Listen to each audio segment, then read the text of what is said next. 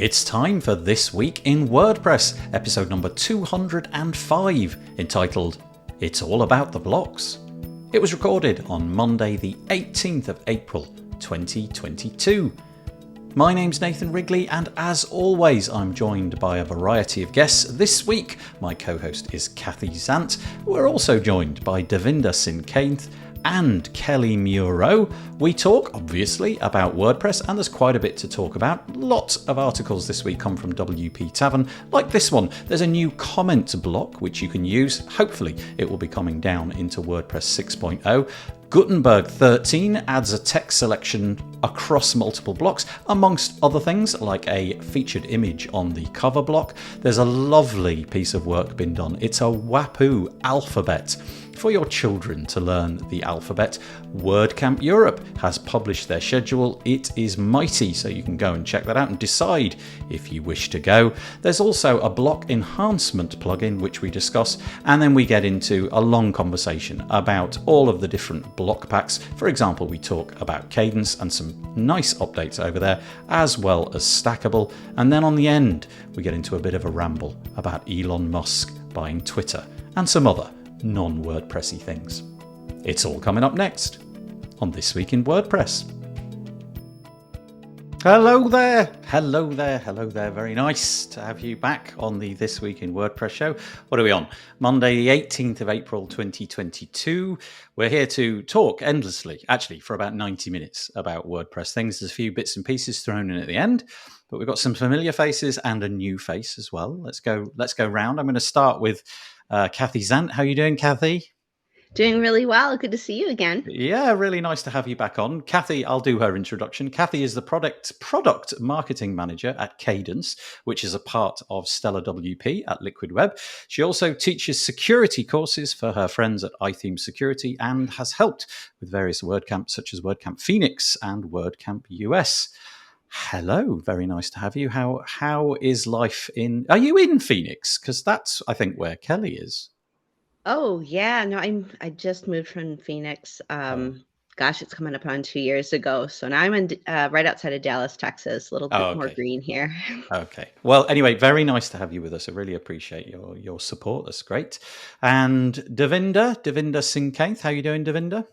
I'm doing good. Davinder is not in Phoenix. Davinder just told me where he is, and I've totally forgotten. I mean, I know he's in India, but minutes ago he told me where he lives, and I've completely forgotten. Where are you, Davinder?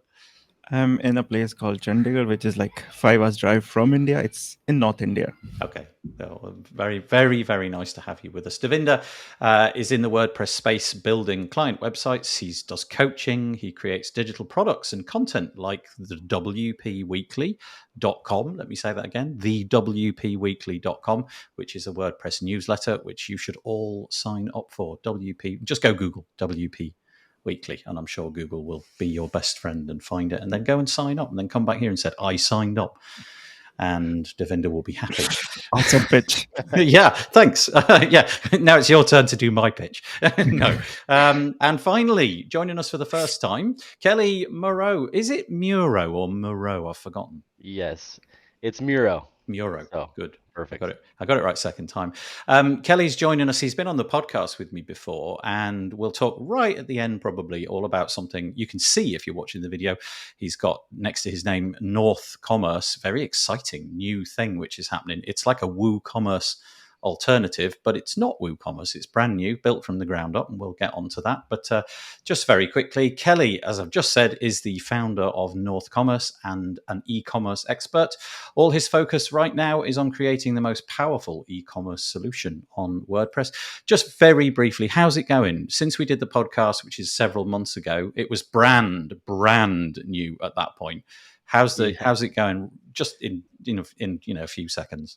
It's going great. I think we've taken care of a lot of like core infrastructure pieces of the plugin, and I feel like the team has made some really awesome decisions. And so it'll be great. It'll be really fast and scalable. So it'll be just a world of difference, I think, from other solutions. It's always nice to be in at the beginning of something. I remember when Nirvana brought out that album, Nevermind. I'd already been listening to Nirvana for several years, and I took great pride in having been a Nirvana fan. And I'm going to be the same with you. I'm going to be like, I knew about North Commerce before North Commerce was a thing. I love it. That'd be great. A few years from now. Yeah, that'll be lovely. Okay, let's just do all of these sort of housekeeping-y bits and pieces. If you would like to share this, I'd really appreciate it. The best way to do that is probably share our WordPress live site. It's wpbuilds.com/live. You can watch it over there on YouTube. So you'd need to be signed into Google if you want to comment, because it's YouTube comments. The other option would be to go to wpbuilds.com/Facebook. That'll get you into our Facebook group, and then just search, scroll up and down until you find the live one. And if you wish to make a comment on Facebook have a policy whereby they do not share your name or your avatar unless you click and say that the platform that we're using, called Restream, is entitled to do that. So you have to go to chat.restream.io/FB. But all of that is in the little thing at the top, the little thread at the top. Okay, but that would be lovely. Feel free to go and share it and then come back and join us. We've got a couple of comments coming in. Rob Cairns, as always the first to comment, it would seem. He's made it a badge of honor to get in early and comment early. Good morning, peeps. Some of my fave people on this panel. Yes, that's a nice thing to say. I think he's talking about alternatives to WooCommerce when he says alternatives are cool. And then Heinrich as well says, how you doing? Yeah, hello. Thank you, Heinrich. Nice to have you with us. Okay, it's This Week in WordPress, so we're going to drone on about WordPress. A couple of things from me just before we start. This is our website, wpbuilds.com. If you fill out this here form where it says subscribe, then we'll keep you updated about content that we produce as and when we produce it. Speaking of content, I'm doing a piece of content later this week with the lovely Peacher Neri. We're doing our monthly UI UX thing.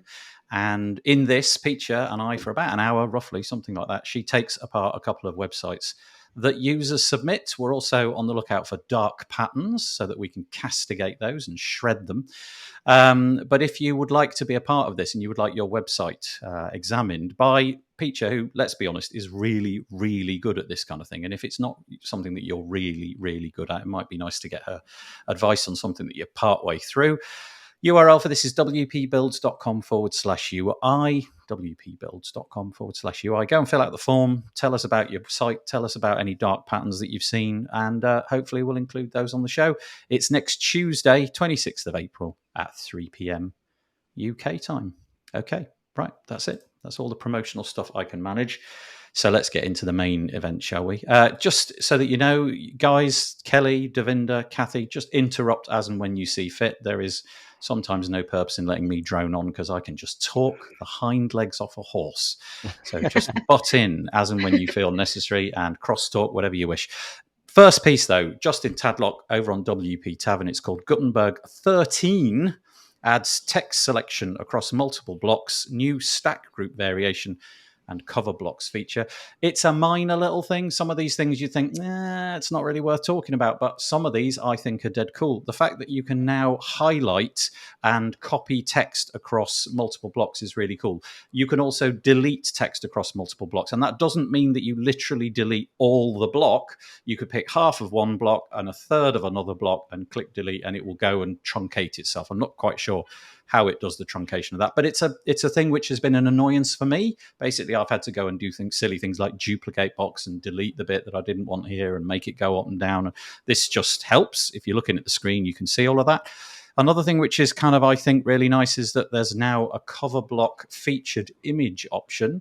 So, 99% of every website that I've ever seen in the last 5 years has something like a hero section at the top where, post title goes in the middle, font size big, and there's a background image, which you typically want to be the featured image. And now you can do that. You tick a box, check a box, and the featured image becomes part of that whole setup. There's a whole load of work being done on global style variations as well, and there's also new border control components. So hopefully in the future, I'm not quite sure what this interface is that I'm looking here because it doesn't look like Gutenberg. It's some sort of test environment, not sure, that Justin's got. But anyway, some nice new stuff. But my favorite bit is the cover block with the featured image and also the fact that you can highlight text. With that, I'm going to say, go, talk. Tell me what you think. I think multiple think text selection is a really good one because most of my clients don't use Gutenberg for building layouts, but they use it for writing post content, because I've told them you got to shift it to blocks now, no matter, because most of the websites are built with Beaver Builder, so that's fine for the layouts for now, because Gutenberg is not there yet unless you add Cadence, right? So can't even like that, right? But yeah. Ka-ching! Here, get the shiny tooth moment. Yeah. I love these updates though too, because it's like you get these little adjustments that you weren't thinking in terms of UX, like in the early stages, and then there's these nuances, as you start to like do random little things, and you're like, oh wow, like I can't select text across multiple blocks, like why didn't we, like, you just don't think about those things, and so to see how people are using them, and then we see these little nuances in terms of like user experience, and like, oh yeah, we should change these few things or add this one thing. I think it's good that it's cool to see the progress in terms of like how those nuances end up. And it's like 1,000 paper cuts, isn't it? It's just a load of little tiny inconsequential updates, which actually, if you talk about that as one thing, it's not a great big thing, but it'll save a lot of people a lot of time. I will make use of this multiple times every single week, because I constantly write rubbish and decide that actually half of that paragraph was worth keeping, the other half is not worth keeping, and that it's just awkward. And now, rather than having to delete, duplicate, then delete and recreate all of that, it should be done without realizing that this just came a week back, right? Yeah, that's right. And Kathy, anything? Yeah, well, so much of my workflow before Gutenberg was writing within the editor. I wrote, the creative writing process, the editing process all happened within, the old editor that we grew up on, right? And with Gutenberg, I had to switch that. I wanted to use Gutenberg. I had Gutenberg installed on my site before it actually came into Core. But I had to switch my workflow and write more in Google Docs and then paste over after the editing process had all been completed. And I would really love to see WordPress users be able to get back to that workflow. So a lot of these changes that I'm seeing are going to it's going to create a better writing experience, because that's a big part of what WordPress has always been about, is writing long form content. Yep. Yeah. Very nice. And just dwelling a little bit on the sort of the cover block there, Rob Cairns said, what does he say? We really have to watch hero areas. There must be a call to action. Yeah, I don't think that one had one, did it, on the picture just there?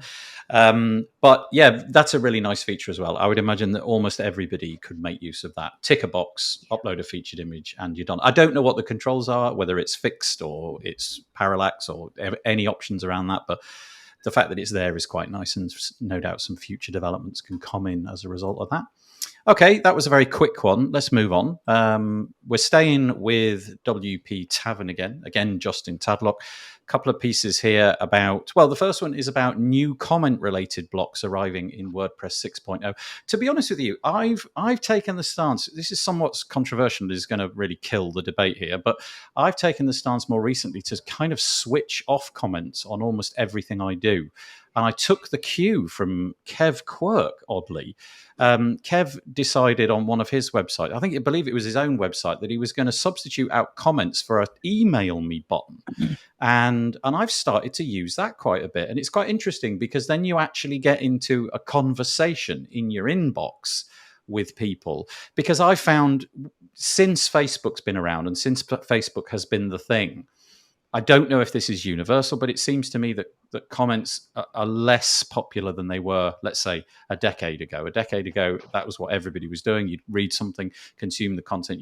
Now it feels like you'd probably click a share button and go over to Twitter and say, oh, I just read this thing, I found it really brilliant, blah, blah, blah, and not maybe spend the time in the comments. That being said, Justin's got a fair few comments on this, so they're not dead by any means. But essentially, there's a new comment block. It's got some limitations, that Justin uncovers, and he goes into the history, which is actually just from the point of view of the history of how comments used to be done. It's quite an interesting read. They were done in one way, then they moved on, and it kind of feels like now we're going back to an old way of doing it.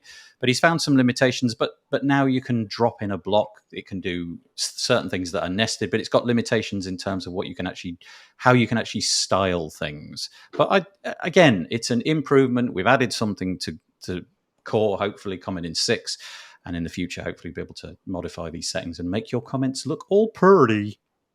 Yeah, comments is still a important component for a lot of people. It may not be that popular as of now. Like earlier, we all used to comment and going on other blogs, and the comment list was huge, and people were searching how to split comment display in multiple pages. Remember those times, right? Yeah. And then we got switched to discuss comments, and then people started embedding Facebook comment boxes on their websites, and those things were popular. Now even I don't turn on comments on my own personal sites because it's like time waste to do it, because most of the chit chatting and poisonous stuff happen on Twitter and all that stuff, so comments are safe.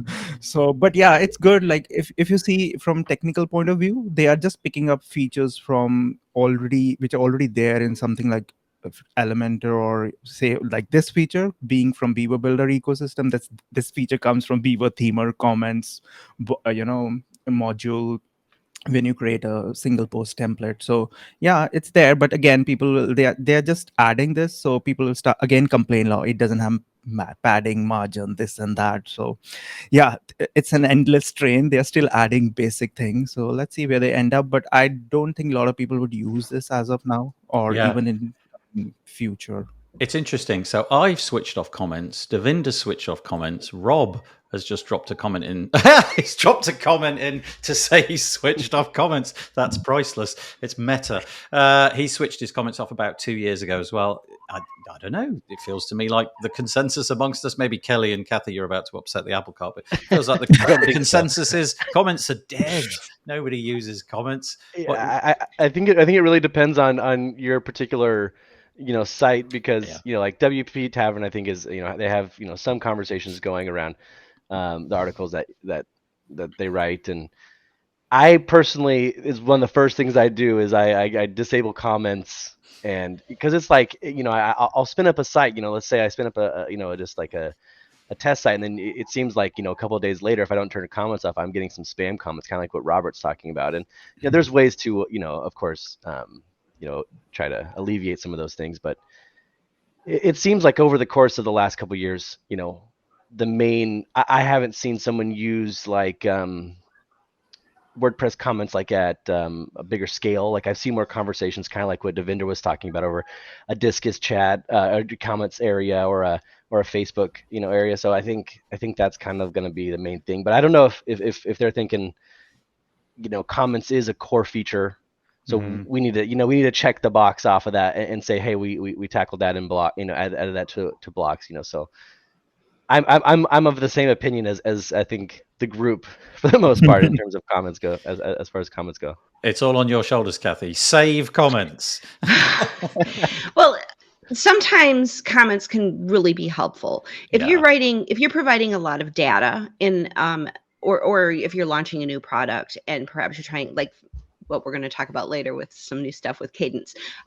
So you explain how to use a new feature or something like that, and somebody asks a question, it will give me immediate feedback that maybe I didn't explain something well enough, or there's another use case and maybe we want to highlight that more. So I find comments to be extraordinarily useful for some cases when you're making an announcement and you get that immediate feedback. But if I'm just pontificating on my own blog, comments are Yeah, I just want to I want to talk amongst myself. I don't necessarily want to hear other people's a question for Kathy. Like in your Cadence development roadmap, has anyone or have a lot of people requested on the comments on conversation part of adding more features in Cadence? I have not seen that. There might be somewhere within the feature request, there might be, but I'm not seeing it as a large. Most of the time, people are looking to create really innovative layouts, or they're looking to do something that they could only do in a page builder, but they want to do it in Gutenberg. Those types I guess of things. now you would able to do it because now the core will have the comment box, and you can add little more extra settings and controls to. Yeah. Yeah. Yeah, could be interesting. There you go. Feature request. Yeah. I just feel that they were of an era, and although they are being used to great effect on the WP Tavern website, it does feel to me that most of those conversations happen with hashtags on something like Twitter or in Facebook groups and what have you. You go there and make your comment because it's spread far and wide, isn't it? Your comment could get picked up by potentially millions of people, whereas And on it's the easier to website, ban a person on Twitter than on a right? WordPress website, Yeah. right? We're gonna. That's right. Yeah. I tell you what, though, this is intriguing. A bit of an aside, but I've noticed recently that I think AI is getting involved in the commenting on websites because on some of the websites that I'm involved in, the comments are almost perfect. Like, I've got them set up so that every comment has to be approved manually. So I get the email, I log into the website because I want to do it over there, not by clicking a button in the email. And then I read the comment and I'm almost at the point of publishing it. And then I just take a step back and hang on a minute. That website links to like a carpet shop. What the? No, this is spam. But they've obviously scraped the content of the post, spun it around some kind of AI system, and then written a reply which feels so close to being authentic that it's tripped me up on a few occasions. And generally speaking, it's just the quirky URL, which is obviously the SEO piece. They're just trying to get people to click on a link which they randomly shove in at them. And it's always a carpet website. Why is it always a carpet website? And the funny thing, the AI ecosystem is still new, right? It still resembles like how SEO ecosystem started, where people would more be tilted to the black hat SEO and not and those days were like black hat, white hat. Now no one talks about black hat SEO. It's all SEO, good SEO. So AI just started. So most of the AI stuff generated is like not so white hat, like it's sort of black hat. Even Google has said, like, if you're going to write AI generated content, we're going to bring a hammer. Now I don't know how Google would identify if it's AI or not. So this particular carpet website that I'm on about, they hit the website that I'm talking about probably 2 or 3 times a week and churn around a really authentic looking comment. And the only reason I know now that it's spam is because it contains that link to that particular website. So the minute I see it, I'm like, spam. But it's very, very close to being perfect. And that will make comments harder in the future to manage. Anyway, there we go. We're all switching off comments. Nobody likes comments. Please leave a comment about whether you like comments. Okay. Actually, there are a couple of comments in here. Firstly, thank you very much, Lee. Lee Jackson saying hello, howdy doody. Nice to have you with us. And anonymous Facebook user says maybe the comment just shows the madness of the comment writer. Maybe. Wow, yeah, 6,000 posts in 10 minutes is probably AI. Actually, last week we did feature on this particular show. I don't know if any of you saw it, but the guys over at Google have categorically said that it is now categorical that anything which is AI produced is going to be considered as spam if it can be determined that it's been produced by AI.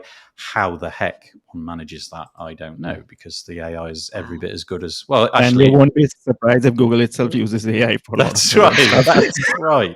Exactly. Yeah. Okay. Let's move on to something totally fun and frivolous. It's tangentially to do with WordPress, but it's just so lovely.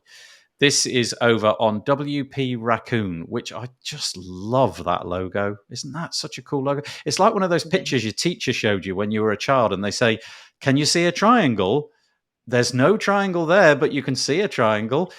This is like there's not really a raccoon there, but I can see the raccoon. Do you know what I mean? It's just It's brilliant like logo. if you look at it, you see the raccoon straight on. But if you look at it a little closer, you could maybe see 2 raccoons face to face. So Oh, it's like man. what do they I'm call gonna that? have to Cool. bring that to therapist. Yeah, it's like, do you see the vase or do you see the 2 ladies facing each other? Exactly. Yeah, that thing. Anyway, this is lovely. This is Ritis from WP. From Visual Composer. And he's just decided to do something totally philanthropic, totally fun, and totally glorious. It's a WordPress Wapu alphabet ebooks for kids. And when I say kids, I'm really, we're at the young age group, because what he's done is he's addicted to graphic design. I mean, he's brilliant coder by all accounts, but he's obviously a brilliant designer as well. And he's decided to put this alphabet book together. Let me just show you how lovely these are. This is obviously designed, I would imagine, to sort of go on a classroom wall or to go on the bedroom wall. You're teaching your children how to do the alphabet. And here we go. Look. So, yeah, Visual Composer. There's A. Look. A is for apple, alphabet, airplane, ant, ambulance, and arrow. Lovely little picture of an apple there. There's B. B is for bear. Look at it. It's glorious. C is for cloud. And he's done all these drawings, and they're absolutely wonderful. D is for duck. Isn't that lovely? I want to see. What do you reckon he's done for X? Come on, guesses. Gotta be a xylophone. Gotta be a xylophone, right? Or an default X-ray, xylophone. maybe. Okay. Let's go for X. Let's go scroll right down to the bottom. Q S T U V W. Oh, it was X-ray. That's genius. Cool. That's It's really a Wapu clever. skeleton. I loved it. I love that. Isn't that brilliant? Okay, and Z. What's Z? I know you say Z. I'm going to say Z. What's Z? Guesses? I got no guesses. No guesses. Okay, let's see if we can slowly reveal it, and you got to say it when you see it. What is it? What is that? What is that? What is that? Yarn? What is that? Yeah. Oh, it's Y. That's why. Oh, why? Okay, there we go. Can't say the other one. Zebra. It's a zebra. There we go. Anyway, I just think this is so lovely. What a smashing endeavor. Thank you, Rightis, for doing that. You can find it at wpraccoon.co and then look for WordPress Wapu alphabet ebooks for the kids. He just said that he likes people to learn the alphabet, and he likes Wapus, and he likes WordPress. So why not just mash it all up? And it's free. You can download and stick it on your child's wall and have fun guessing what they are. So thank you for that. Bit of silliness, but jolly good fun. Okay, let's do something a bit more on message, WordPressy. This is the fact that WordCamp Europe has published a schedule for the upcoming event in Porto. 2 days of talks. I think they've got 4 tracks. We'll go and have a look in a moment. And it's time now to make a decision about whether you go in, and time now to make a decision about what it is that you're going to be looking at. Firstly, wicked cool website. Look at that. Do you like that?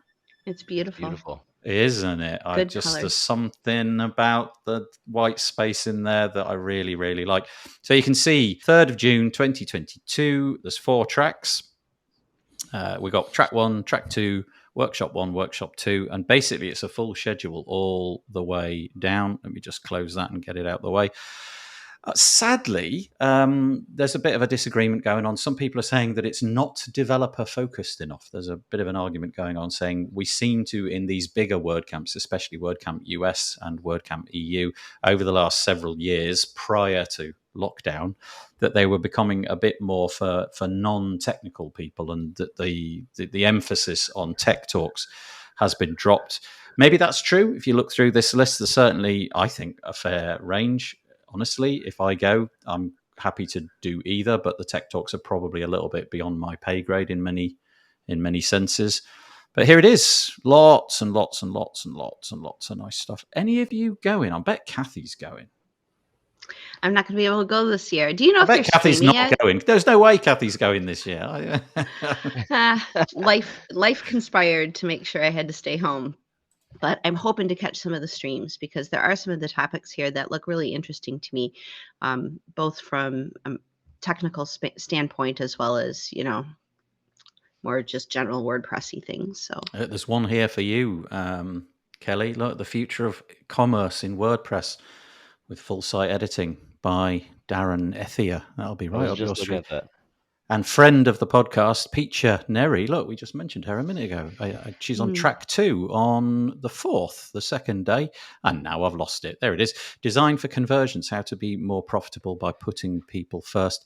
Devinder, I've no idea if you're going. Any thoughts? Are you going to be making your way? Will you watch any of it online if you're not going? Yeah, I won't be going in person, but yeah, I would be watching a lot of those. I love online, summits, and especially the Page Builder Summit, which is also coming up.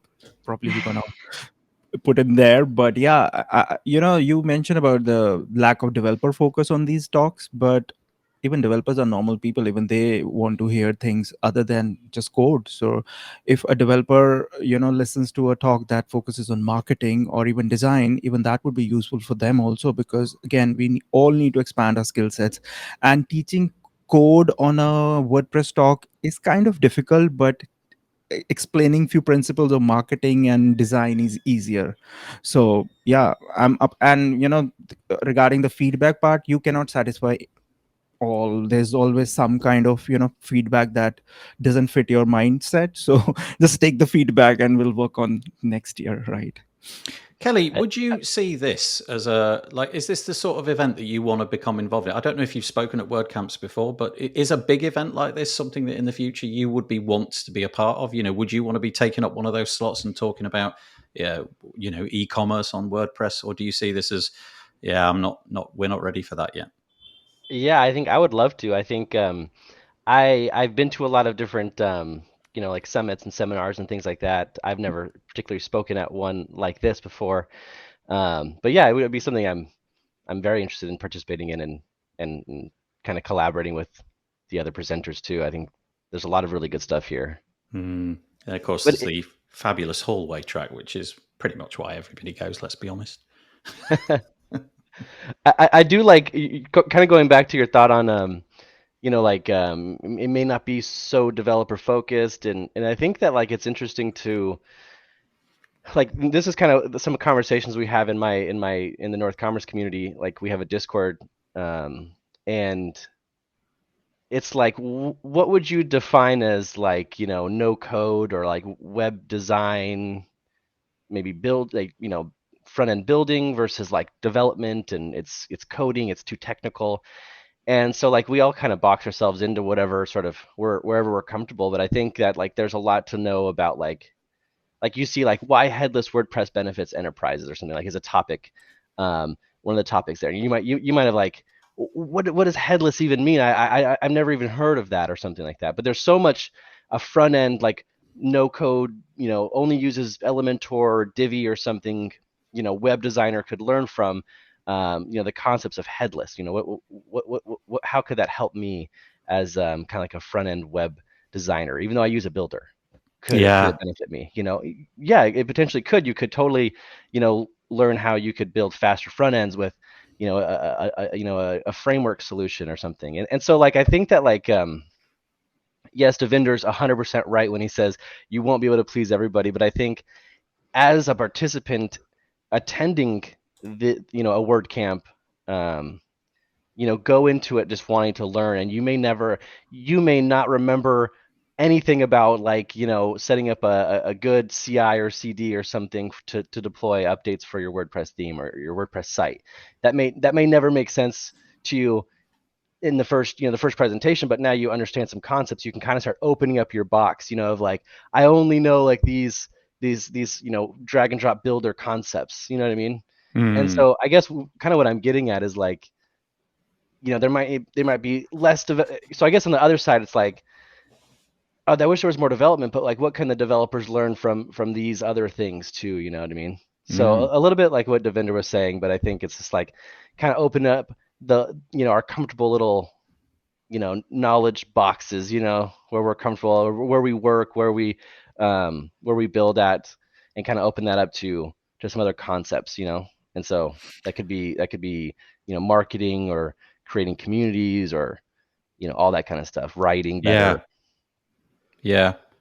Do you know, Kathy, are you anybody from Cadence heading over, doing anything, being involved? Not from Cadence, but I do believe some stellar folks are heading over.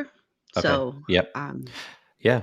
Well, you can see it all begins 8 a.m. BST, which is the same, I think, in Porto itself. It's all happening on the 3rd of June. 4 tracks. Goes right down. So basically 12 hours of speakers and what have you. Then we'll have an after party or something like that. And then we got the following day, followed by this thing, Matt on WordPress, which I think is basically akin to a bit like State of the Word, but more of a, without it being the official State of the Word. That happens at the end of the second day. Oh no, the after party's at the end of day 2. I suppose that makes sense. This is quite a nice feature that I've only just discovered. If you go to this page, europe.wordcamp.org/2022/schedule, you can actually hop around and star items. So you could kind of create your own bespoke itinerary. And then as soon as you start to do that, this little save favorites button pops up, and you can email yourself a list of the ones that you've saved, which is very, very cool. I think that's really nice.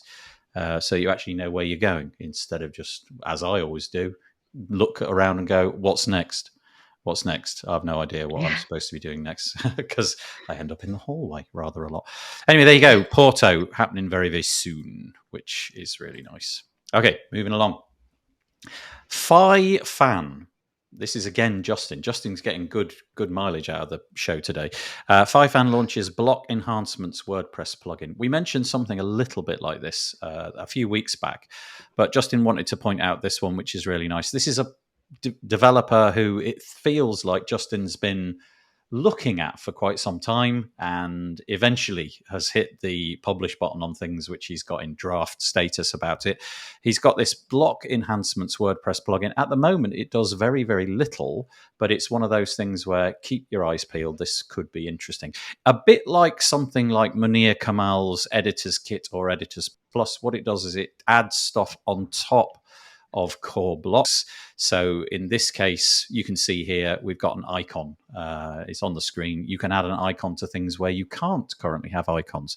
So for example, you could add an icon to a list. So instead of just dots, you get, I don't know, Wapus or something like that. Or you could add an paper aeroplane button to your sign up now button or something like that.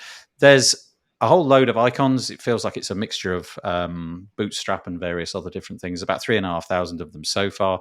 And mooted for the future will be the option to take those core blocks and add block shadows, multi-border design options, 2D transforms, fancy border radiuses, responsive text alignment, animated reveal effects, copy-paste styles, and child block selector.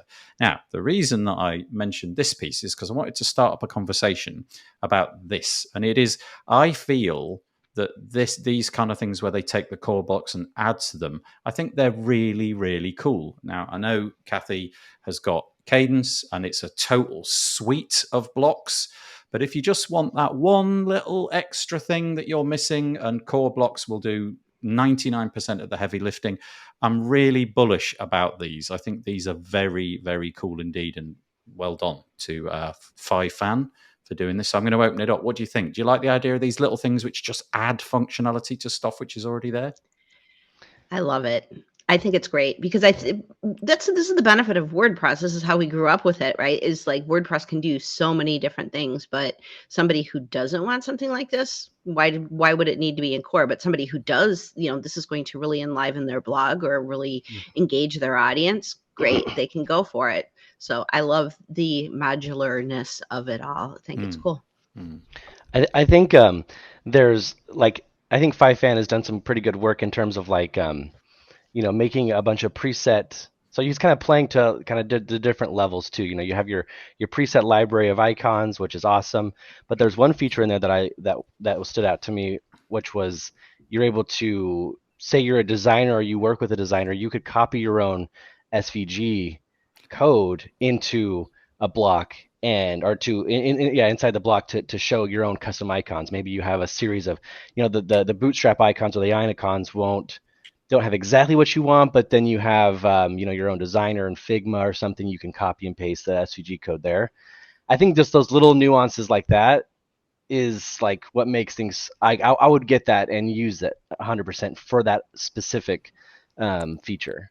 So I think things like that where you're giving people a little bit more control than just like, hey, choose from this massive library of random, maybe outdated. I know Bootstrap and icons are great, but depending on the library, like, could be outdated. The designs could be not as modern as something you'd hope for. And then you're like, well, shoot, how do I get this simple SVG or something into this thing? And so to make that available is like, it's so nice. It's to just be able to have the freedom to use your own things. Nice. I think it's a good option for a lot of people, but it may not be the option for everyone. Like whenever some products come in the market, I think from the point of view of an agency owner, because I've been one in the past life. So, for an agency owner, they would prefer a one plugin that does a lot of things because they want to keep their tool set standard, and they want a plugin that give them support instantly. And extending a core thing where you don't have control over the core is little tricky. Whereas Mm. if you duplicate the whole widget and put in a file, like these third party add-ons does, like Generate Press, Cadence, and all that, that is little safer route. But again, it's an awesome option for certain specific type of users, but it may not be the option for, say, an agency owner running, say, 50 100 websites. Yeah. Yeah, good point. I find that a lot of these things, I really wish they were in core, but I have to keep arguing with myself and saying, actually, they really don't belong in core. And I think the mantra has always been, if 90% of I think this is the right number which gets peddled around, if 90% of the people need it, it probably should be in core, which is a pretty high bar to go for. And obviously, 90% of the people probably don't need icons in buttons and what have you. So just this tiny little thing that you can install, this tiny little block which adds that one thing. Fascinating. Love it. Okay, let's move on. We've got a few bits of Cadence news. Honestly, I've got to say, it is coincidence that Kathy is here today. We would fully have been having this on without Kathy, but might as well take from the expert. Kathy, tell us about this. We've got introducing Cadence blocks. This is on the blog, cadencewp.com/blog. It was published on the 11th of April, so presumably it's fairly near the top of the list. And guess who wrote it? It was Kathy Zant.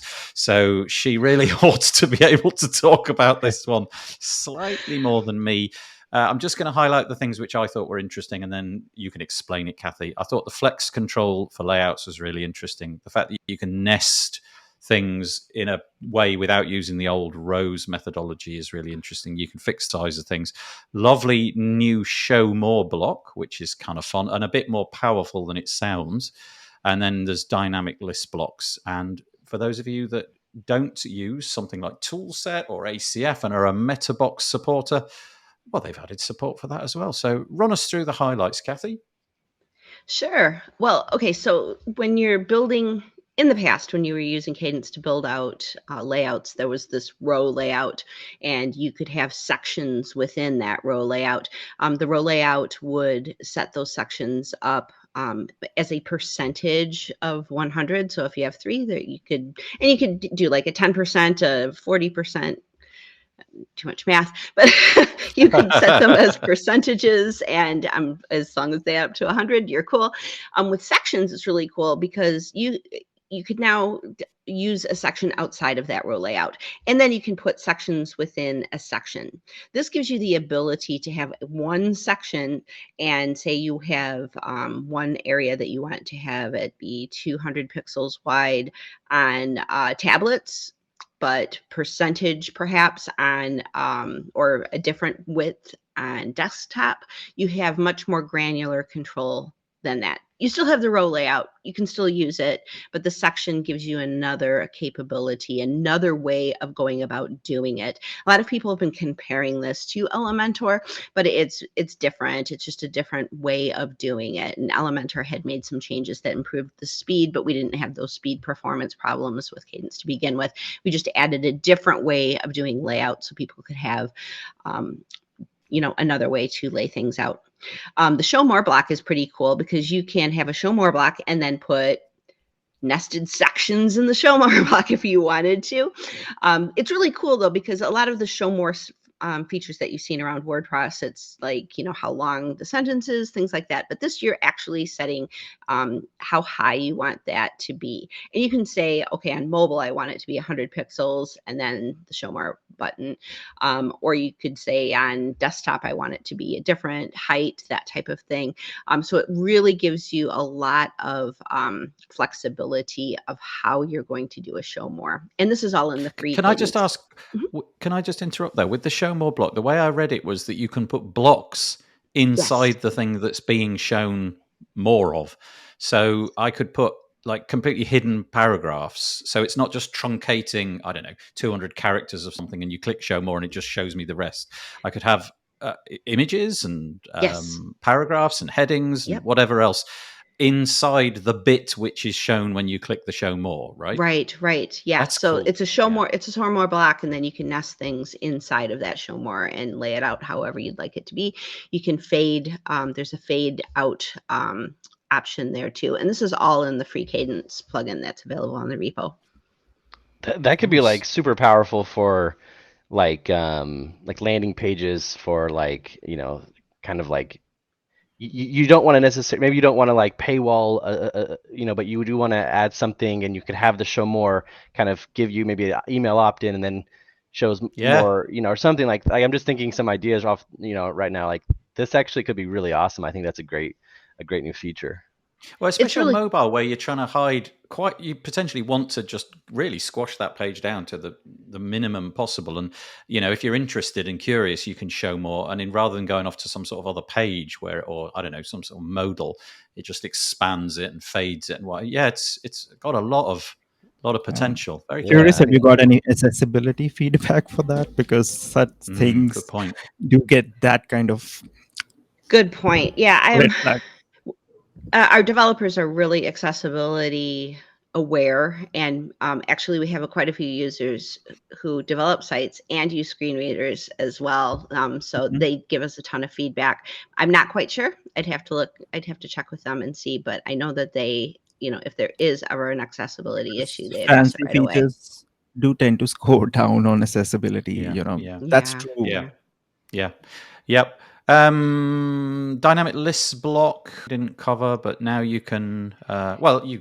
Kathy, sorry, you. Yeah. So let's say, for example, you have blog posts, and you have tons of different categories, and you want to show the category like in a pill perhaps, or you want them delimited with like the pipe, that type of thing.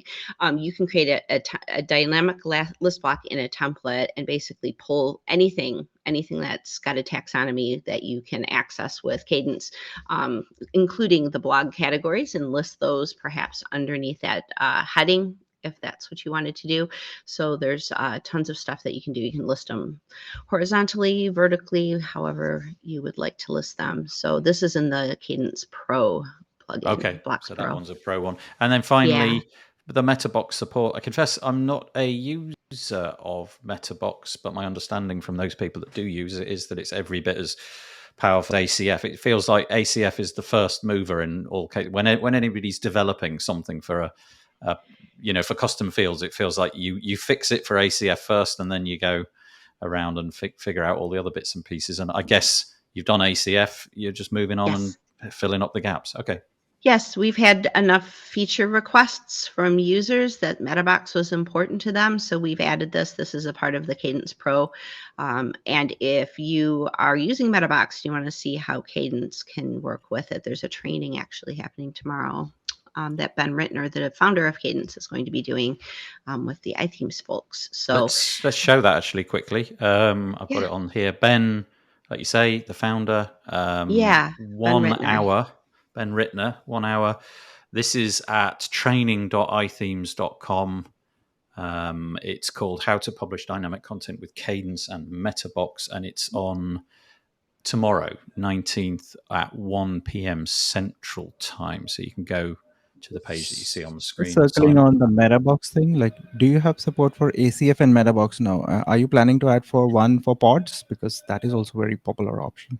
Yeah, I am not sure where that is on the feature list, but I'm sure it's coming. We kind of hit what users are really asking for. Our developers are very user focused. They do support with users, so we're very customer focused. And if there's enough noise, then they definitely jump on it.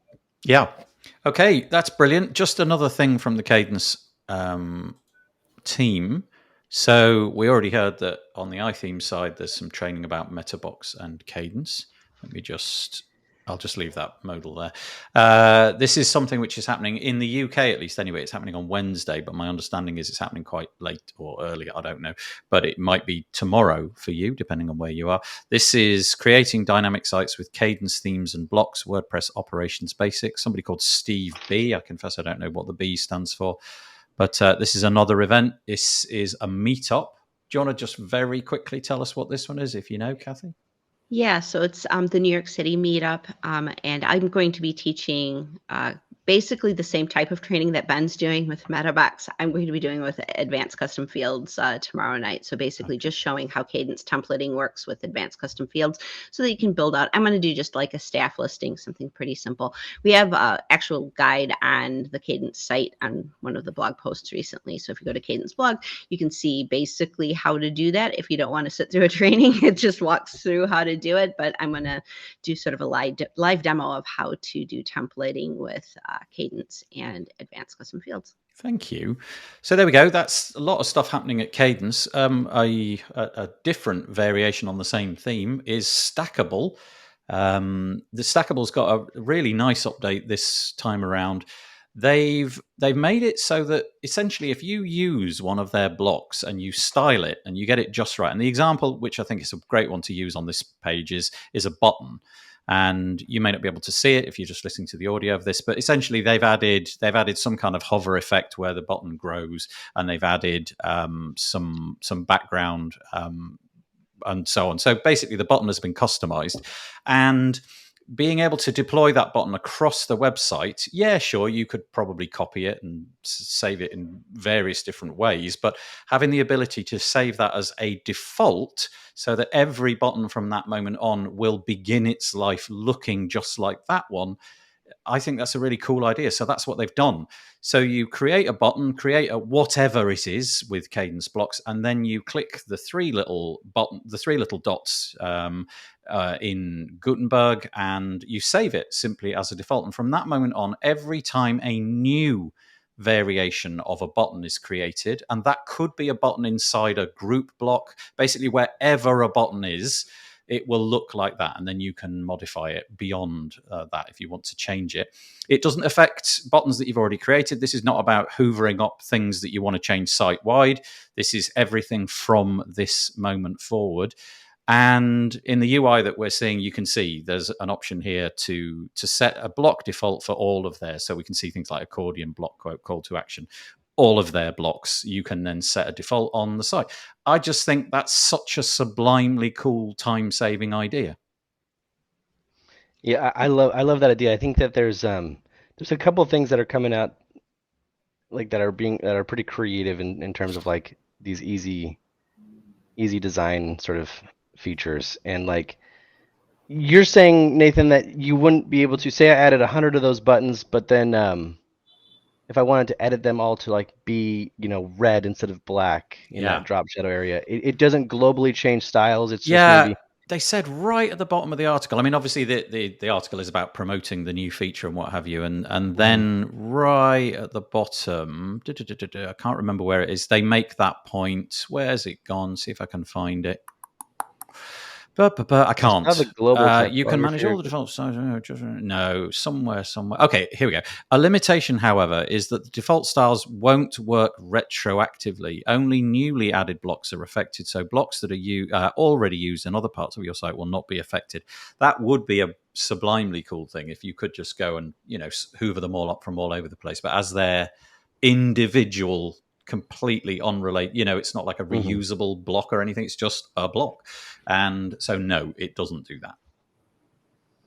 That's cool. I think though. the best implementation would be like if you can save variations of button styles, like button 1 style, button 2 style, and you can change those from one screen and it updates from the whole website. Now that would be like, I do the same thing, but I do it via CSS. Like I save a button style and add that class, and it automatically adds the styling to it, so that you don't have to update and you can teach clients like you just have to select this style for the button and you're good to go. So probably Cadence can add one.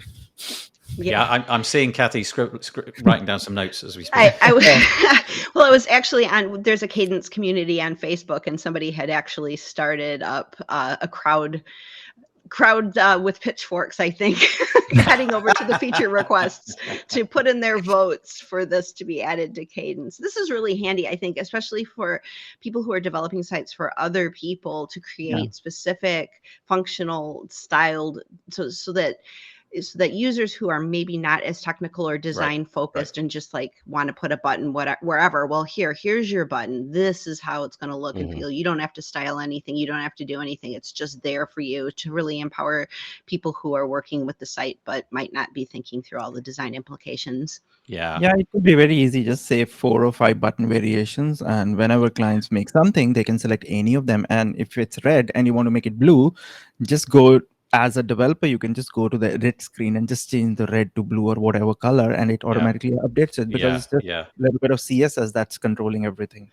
I do like the idea. I'm just imagining how the UI for that might look, Devinder, where you were saying that, let's say that you want, I don't know, 2 different accordions, one red, one blue.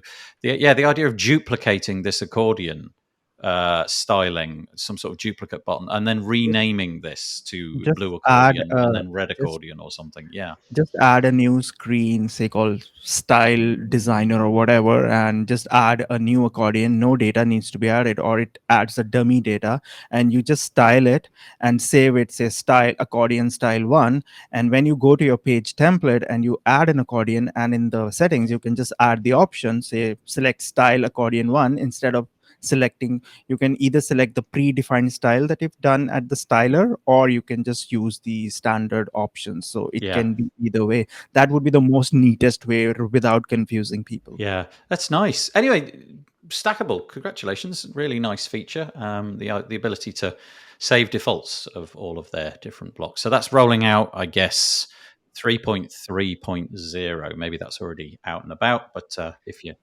you're using Stackable, get an update. I think that there's some other stuff coming out in core, or maybe it's up and coming with 6. I don't know, but there was patterns too. I don't know if you guys saw that yet. That kind of reminded me of that kind of you can pre-save that button with Stackable. I think that's kind of similar to what patterns will be.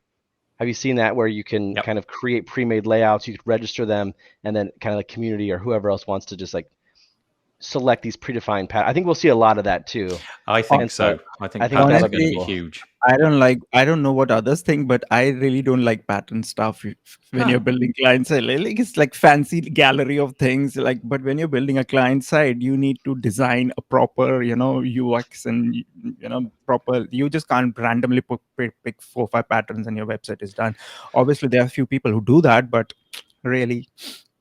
We had featured on the show a couple of weeks ago, and it's just the beginnings of things. There's the pattern creator, and it's just called that, the pattern creator, but I keep appending tool to the end, and it's just the beginnings of that. So you'll be able to create your own patterns and save them, and there isn't an idea of a cloud or anything like that. It's just still respond more to full-blown templates. Like, I was just checking out a Cadence travel template, and it looked really good. Like, it was like full-blown site. Like, you just have to install it. Though the only thing I didn't like it, you couldn't preview that template on the main website. Hopefully you can add a template browser somewhere. Matthew's scribbling it down as we speak. It's going on the list. It's going on the list. Even though I'm not a Cadence user, active Cadence user, but I do get people complaining, like, I couldn't see this on their main website. You said it's really beautiful. Where is it? So I'll show you the hidden URL. I don't know why they're not showing it. So. Loads of comments coming in. We should just probably sort of highlight a few of these. Don't know if now is the time for Devinder to comment on this, but Cheryl Coe says, great panel. Would be curious to hear Devinder's thoughts on the future of themes, builders, blocks, and pattern mixes. The existing theme. If you're using Astra, stick with it. GeneratePress, stick with this. Cadence, stick with it. Don't go with that full set editing theme madness if you're building client websites. There you go. Very pithy. I like it. Automatic CSS, says John Chavatal. Sorry about the butchering of the surname. Automatic CSS has been a game changer for me. Helps me to keep sites super consistent. So, like utility classes, I'm guessing you just sort of give it a style of red, big, and round, or something like that, and you're away to the races. That's great. New messages. What have we got? WP Launchify. Cool. Throw in the comments down. Loving this discussion. Hey gang, love this discussion. I'm finding the biggest issue is that there's too many controls hidden in too many spots across too many overlapping block plugins, and then most of them don't accurately display in responsive preview. This means that reverting back to CSS and using responsive inspector tool has now become almost mandatory to make progress. Well, It's like we have to go back to 2011 again. The ultimate goal is what Kathy suggested. This is quite an essay you're doing here. Thank you. If we had basic, simple, universal starting points that just did things that most people want, need across all themes, it would give us a standard base. Cheers, Spencer Foreman. Hello, Spencer. Yeah, that's cool. Thank you for writing all of that. I will write a reply and put it in the mail. So basically, he's referring to the WordPress as a garden, and he can't find his favorite flower in it because it's hidden. I like the way you describe that. Yeah. Automatic CSS for Oxygen. We haven't spoken about Oxygen for a while. For the Oxygen builder for now, it will be coming to Gutenberg in the future. Okay. All right. We went off piece slightly there with the comments, but thank you for making them. Okay, so that was Stackable. Next one is going to be this, Back to the Tavern.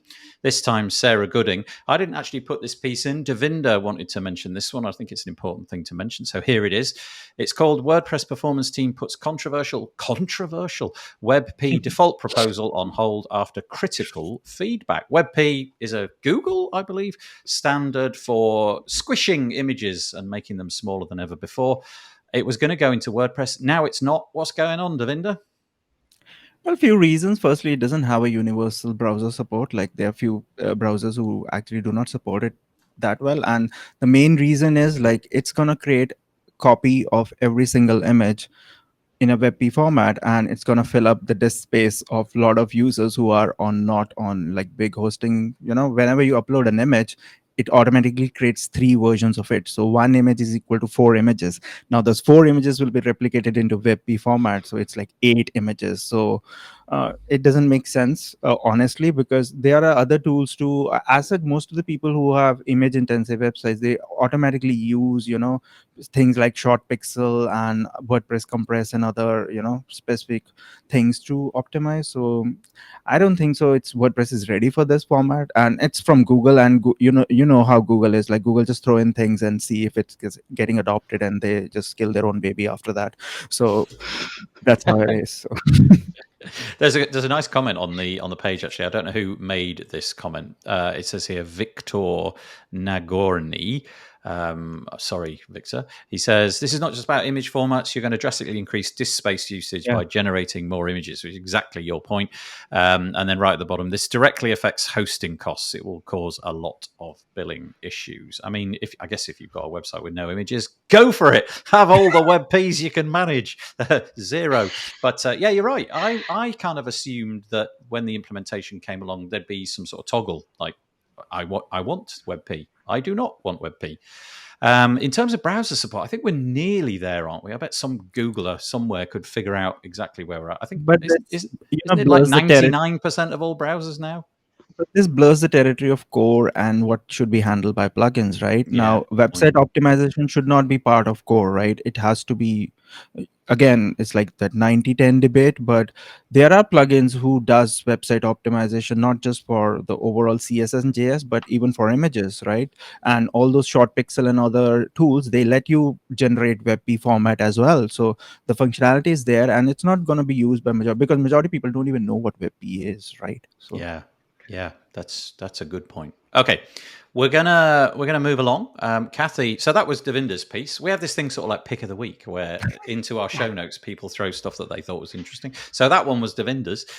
This next one is Kathy's, if I can find it. There was a sort of security thing which came across everybody's emails, I'm sure, this week. It was Elementor. We're looking at the Sarah Gooding piece on Tavern. The Tavern are just killing it on this episode today. I love the Tavern. And this is Elementor 3.6.3 patches critical remote code execution vulnerability. And you wanted to say something about this, Kathy, didn't you? The way it was communicated and so on. Right. Yeah. Well, I've spent a lot of time in the security space, and this coupled with the story about Atlassian, which I think you're going to bring up next, but it really underscored to me how important it is for plugin developers, for WordPress core, for anybody who is developing software. Things are going to go wrong. There's going to be bugs. There's going to be service outages. There are going to be problems. And this really underscored to me how important it is for anyone who's developing software, even if you're an agency and you're dealing with your clients. How do you communicate to them when something goes wrong. So Elementor kind of in their changelog didn't really underscore how important this vulnerability was and how critical it was to update as soon as possible. So there was some, in the Tavern article, there was some discussion about that. And I felt that it would have been better if Elementor was more proactive when the patch came out to communicate to their users how critically important it was for them to patch, rather than waiting for a security vendor to write their proof of concept documentation.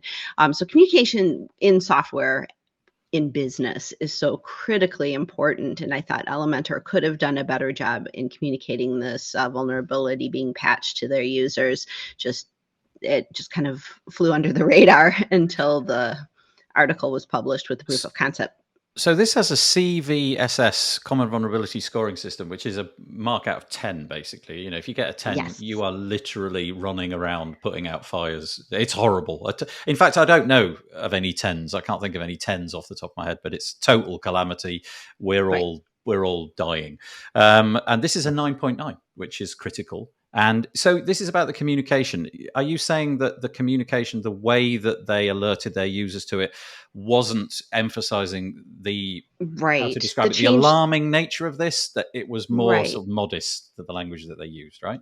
It was. It just kind of, it tried to tone down the severity of the problem. And I felt that this, from Elementor's standpoint, necessitated a stronger wording in the changelog, and perhaps even an email out to their customer base to let them know that a patch was out and that they needed to take action right away, rather than waiting for the security vendor WordFence to write about it. I felt that, and actually I would like to encourage more people in WordPress that if a bug gets patched, that you are very proactive. That software is about trust, right? We want our customers to feel good about our software being in their digital home, right? So when there's a problem, just being really forthright and having those hard decisions or those hard conversations as quickly as possible, rip the Band-Aid off, just get it out there as quickly as possible, makes the most sense. It helps everyone in the community communicate to their stakeholders easier, faster, and better. Yeah, I mean, I guess if you've got a plugin with a 9.9 score and you have 2 installs, maybe it's not such a concern. But if I would venture to say that Elementor now is right up there in the top half dozen in terms of numbers, you know, millions. It says here 5 million on the Tavern article. It says Elementor is installed on more than 5 million WordPress sites. And so I suppose that would require a different response than Nathan Wrigley's useless plugin that doesn't do anything and has a 9.9, but nobody's installed it. You know, I can probably be fairly laissez-faire about it because it's me and my son that have got it installed. But this one, it's big, and a 9.9 is big. The article explains the bits and the pieces, the actual vulnerability and how it could be leveraged. So maybe go and check that out.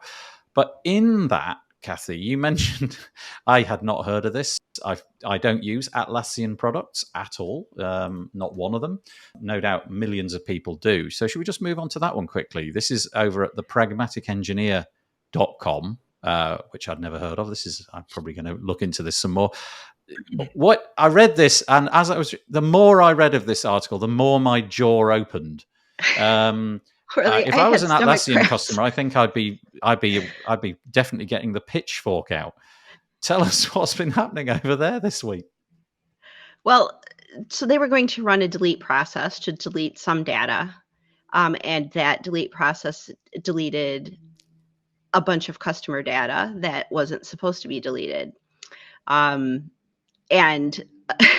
numerous very large organizations. I mean, you know, we don't use Jira. Large organizations use Jira and build entire infrastructures of operations upon Atlassian products.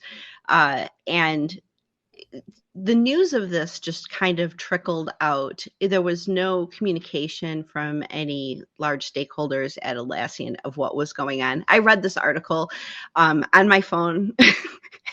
And I wasn't even working. I was just sitting, like, watching my daughter ride her horse, and I'm reading it and literally having stomach cramps because it was just so horrifying to me. Not only like if I was a customer having this kind of experience, because who uses Atlassian products? These are IT people. These are people who within their organization have to say, okay, well, this is the best solution. We've investigated, we've done all of our due diligence, and Jira is the best solution for our organization. And then to not have any communication from Atlassian of what actually had happened and what was impacted and how their organization was suffering because of this, and then having to go to like stakeholders of like a CEO and explain to them what was going on in operations and why everything had ground to a halt was just horrifying. I felt like Atlassian could have done better communication. Obviously, there's some lessons in terms of, make sure that you have backups and that you test your backups. There's a number of lessons in this, even though it's a very painful read. I think that, those of us who run WordPress sites, WordPress has really matured, and it's not just mom and pop shops putting together WordPress sites anymore. It's in the enterprise, and so those of us who manage a number of WordPress sites need to be aware of these types of impacts. What can happen if you aren't communicating with stakeholders? What happens if you don't have your backups in order? And it's just a cautionary tale that I thought was important for people to get some lessons from. It's kind of like a nice piece of journalism as well, because it's got that feel of kind of, like laying out the timeline of what happened. Day one, this to day two. And apparently up to 800,000 people, which is not a small amount of people, were affected by this. And it all boils down to the fact that they just kept quiet, really. They had this large amount of problems. And it was like, I'll tell you what, if we don't say anything, nobody will notice. Those 800,000 people, they're probably not using our product anyway. Let's just see if we can keep quiet about it. And of course, the silence becomes deafening. And boy, I'm actually quite surprised I hadn't run across this story in like the mainstream media, because it's a big product and it's a big company. But anyway, there we go. Maybe that's why it wasn't in the mainstream media. They're all using Jira to write their.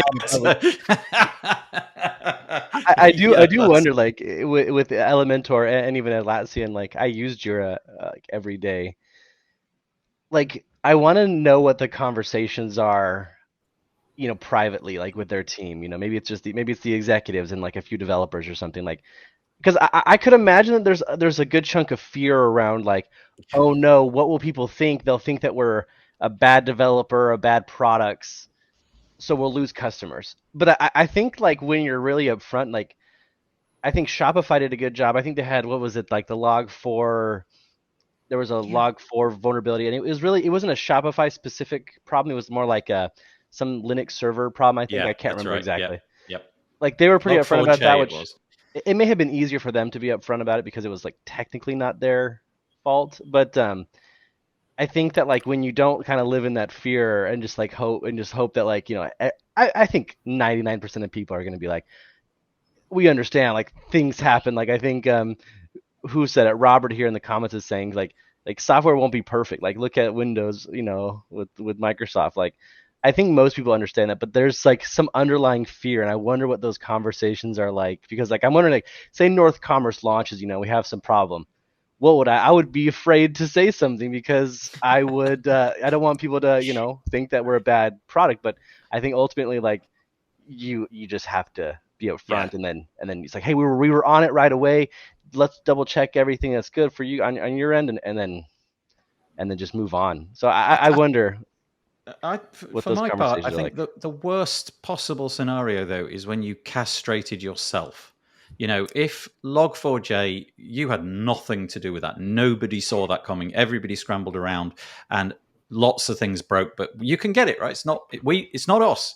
Mm-hmm. And also, if somebody hacks your service or infrastructure, again, it's not us. We really didn't know this thing existed.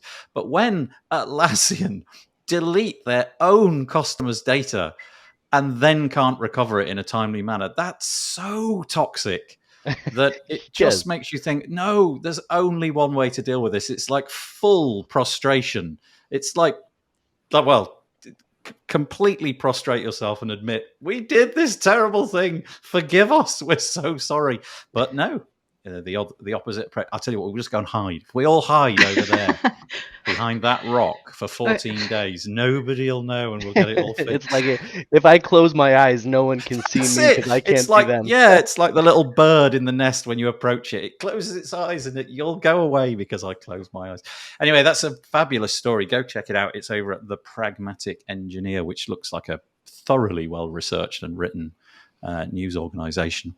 Okay, we got a couple of bits towards the end, non-WordPressy stuff. Just before that, I threw this on Kelly. He didn't come with this intention, but I thought, as you know, quite a lot of the people watching this have perhaps not heard of Kelly's product, North Commerce. I thought we'd give him a few moments to just shout about it and yell about why it's cool. As I said, he was on the podcast earlier. If you go, probably just Google WP Builds and Kelly or North Commerce, you'll find it. You can hear about the episode, but that was several months ago, so I expect a lot's changed. Northplugins.com is the URL that you want. Why, Kelly? Why did you take on WooCommerce, an already well-established tool? What madness is this? I know, right? Like the most established, I guess. Really, I say the most established, but like really the only e-commerce solution for WordPress, let alone powering millions of websites. I think, and I think what we've talked about kind of set it up perfect too, because like we have so many transitions to like no code tools within WordPress, with the new full site editing, with drag and drop builder, with Gutenberg, and with all these other cool tools, like even coming from Cadence and others. I thought, you know what, I think there needs to be sort of a more no code centric solution for e-commerce with WordPress. I think like we need to do some things different. And I've built a lot of WooCommerce websites. We've done a lot of optimizing to scale these stores, and it's like it takes a lot of work, and you have to know you have to know a lot of specific things to make it work. And so I thought, hey, you know what? Let me do some research, and we'll create some mock-ups, and we'll see what we can do. Some of the ideas within our kind of smaller community at the time was very well received, and so since last time we talked, Nathan, we've sort of we basically finished the core infrastructure for North Commerce. So that means how our database is set up, all our custom tables, how our API works, both like as a REST API and like kind of like the server side version as well, and so we're pretty much ready to launch here our MVP in the next few weeks. And so I'm excited. I mean, I could talk about it for the next 3 hours and say all about our cool structure for our API, and I think that a lot of people will be, I hope, pleasantly surprised with the tools that we'll give to you guys in terms of like rendering data on the page, showing your products, being able to build sort of custom components to show different products or categories or whatever you want.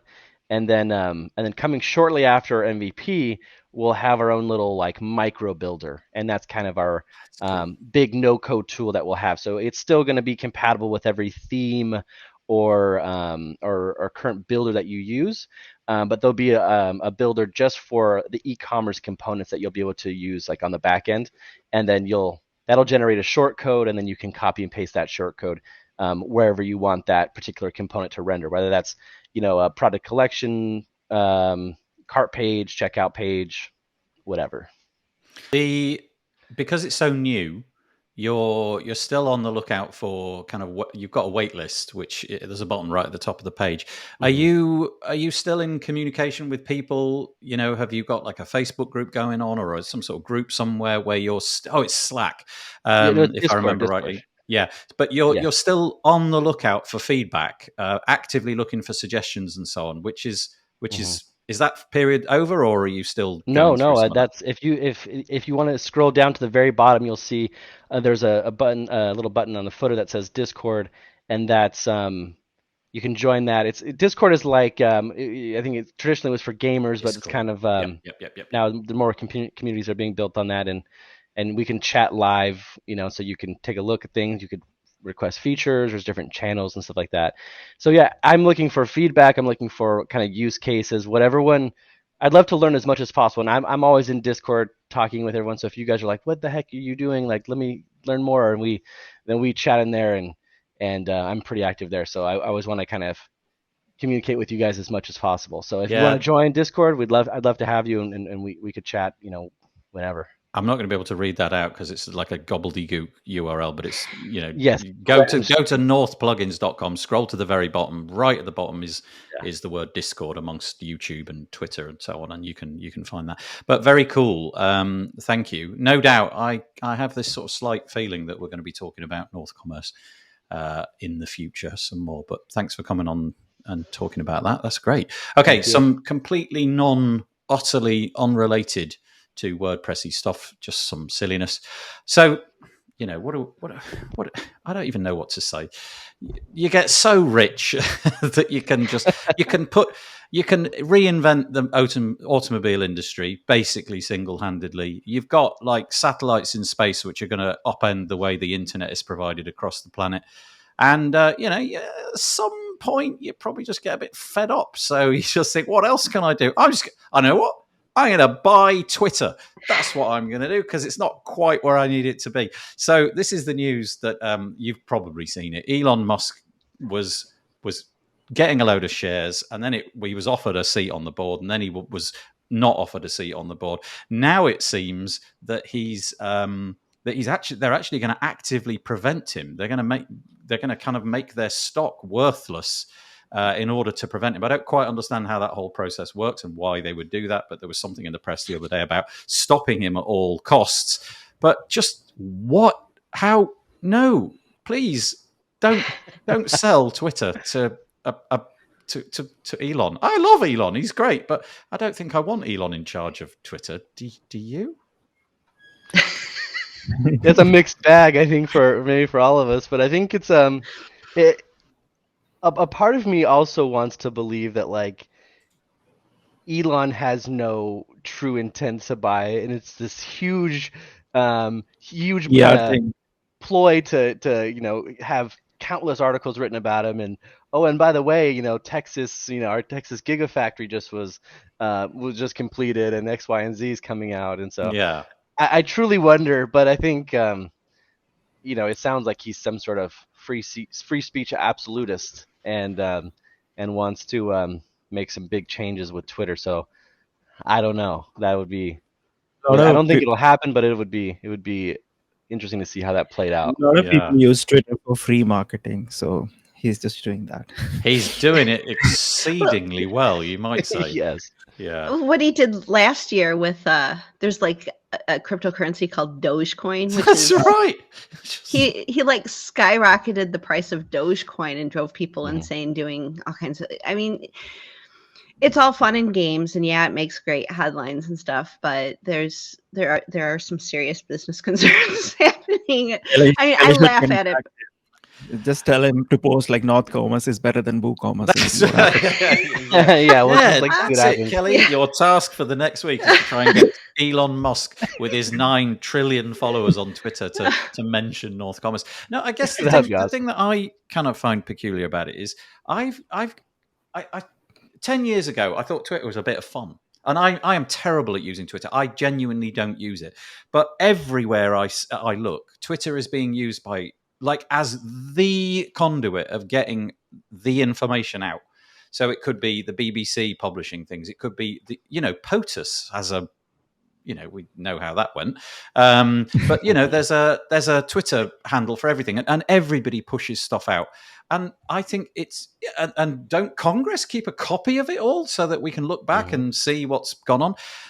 It almost feels like it's the record now. The record of all stuff in real time is happening on Twitter, and kind of almost like a utility. It feels like it would be a shame to let it go into the hands of somebody who is prepared to play a bit devil may care with it all. Somebody who's prepared to sort of say, I'm buying loads of Twitter, and then maybe not buy loads of Twitter and inflate a cryptocurrency. Just seems it's maybe too important. Maybe that's me. But That's anyway, a good point. there we go.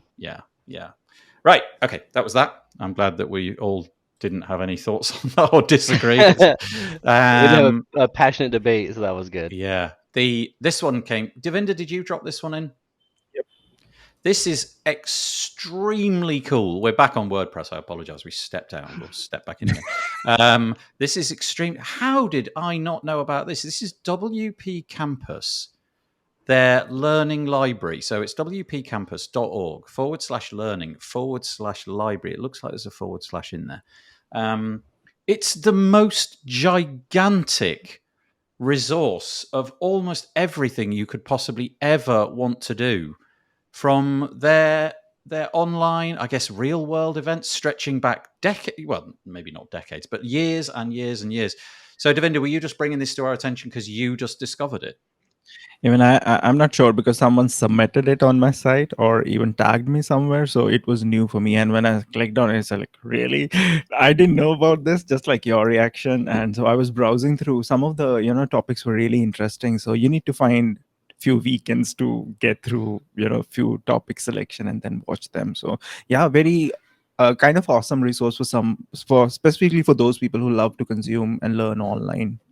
Yeah, I mean, the topic range is enormous. So there's an accessibility, something Even there. developers would be happy here. So Privacy, object-oriented strategies, GraphQL, ethics, crikey, ethics, collaboration. Obviously, their WP Campus, their focus is higher education. So there's a lot of stuff about how to create a great faculty website, which I guess is fairly important. Just everything, just all the things on this one site. And I love it when I stumble across something like this, because this would a lot of work went into doing this over the years, and just massive congratulations for finding that one, and for the guys putting that together. wpcampus.org/learning/library. And with like a minute to go before the deadline, I'm going to throw this one at you. I love this.